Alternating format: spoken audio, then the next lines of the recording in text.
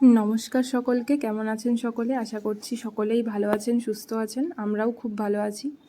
আমি জিয়া সোনার মাম্মাম। আজকে ষষ্ঠী। ঈশ্বরের কাছে কামনা করব আপনারা সকলেই যেন সুস্থ থাকেন, ভালো থাকেন।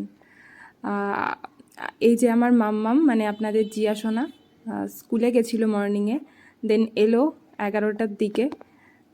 এখন আমি ওকে শার্ট করে দিচ্ছি আর সুতো পরিয়ে দিচ্ছি, মানে ওর ষষ্ঠীটা করছি।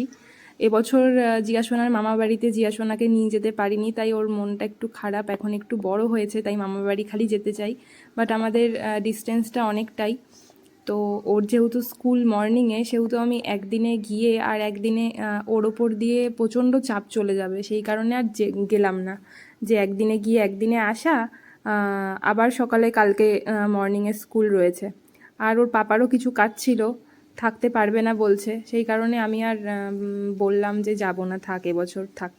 তো যাই হোক, আপনারা সকলেই ভালোভাবে দিনটা কাটান। আর এই যে আমার সোনা, গোপু সোনাকে সকালেই আমি মানে ষষ্ঠী করে নিয়েছি, খুব সুন্দর সাজিয়েছি, খুব সুন্দর লাগছে আমার গোপু সোনাকে। যাই হোক, সকলে